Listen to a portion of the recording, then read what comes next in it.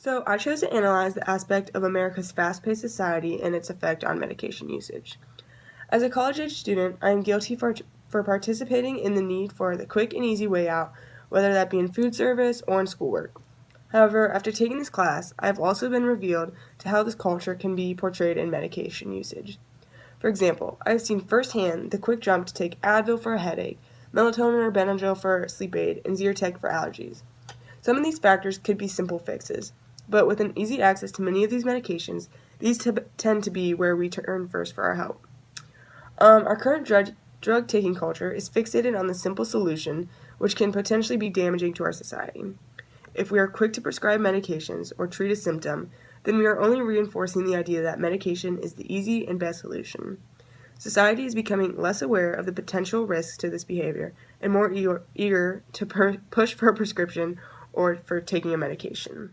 In order to further dive into this analysis, I interviewed a pharmacist and a current physical therapy student to hear their opinions about society's constant push for instant gratification and its effect on medication usage. Let's first hear from Cody Lovejoy, a pharmacist at Dayton's Children's Hospital. So as a pharmacist in the healthcare field, I feel like our culture and society as a whole move very much towards the fast-paced lifestyle. We want everything at our fingertips. You get on the internet, you can Google something and have information instantly. You can look at various apps, whether that be ordering food online, having it brought right to your doorstep. So we are very much a culture and society focused on what makes our lives easiest. And so at times to a little bit excessive use of medications. It leads to issues with patients not really wanting to utilize some of the lifestyle choices needed to prevent the disease states that we commonly see with things such as diabetes and heart disease and hypertension. Instead of focusing on cleaning up our diets or making sure that we're exercising appropriately. Instead, we want the fast-paced medication. We want the, hey, I don't have to change my lifestyle factors because I can take this drug that's going to be the magic bullet to what I'm looking for. So I can take a pill that helps with blood pressure. I can take a shot that helps with my glucose, that helps me to adhere more to my diabetes regimen. And so one of the issues, like I said, is that we have this perceived notion that it is perfectly acceptable to turn right to medications right away. So at times this leads to us using it as a first-line option, and as a result, we don't necessarily treat the underlying disease states, and you see that continued kind of instant gratification with these medications, and it leads to the addition of more medications. And as this continues, you see the costs in our healthcare system rise. So, in order to provide greater insight to this problem, Maria E. Ruiz explains in Risks of Self-Medication other potential risks that can come about from medication in a fast-paced lifestyle. Self-medication is defined as the selection and use of medicines by individuals to treat self-recognized or self-diagnosed conditions or symptoms.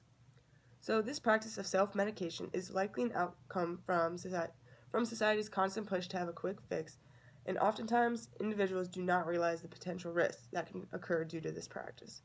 For example, Ruiz speaks to the idea of polypharmacy and drug interactions, which can be a factor that many people do not even consider.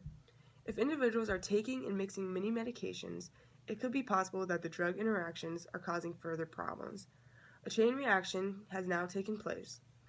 Drug interactions may further worsen symptoms or bring about new problems, and it is possible that this individual then may seek out a new medication to treat these symptoms that arise due to the drug interactions. Let's now hear more about this problem from a current physical therapy student at Ohio State, my sister, Madison Marquez. So I'm in PT school, and my thoughts, we don't really necessarily deal with medications and all that, but from what we see is that a lot of people, their first go-to is to use opioids or pain medications to control some of the problems that they have. And just that there's a lot of other things that you can do, lifestyle, choosing, exercise, those kinds of things, and it's not always the solution, but I think our culture definitely has kind of turned into something that chooses medications or just these like quick fixes over things that might take more time but could be more effective in the long run. So I want to just say thank you to our speakers for sharing their insight and their personal opinions on this topic. I just want to wrap up and say that personally, I feel as if society's desire for medication as a solution is scary. Growing up, my parents have always tried to push other measures as a solution before turning to medication. My dad was once prescribed blood pressure medication, but worked extremely hard to better his exercise and his diet so that he no longer had to rely on this medication for help. And this goes to show that although medication can be beneficial, it may not always be the solution nor the best solution.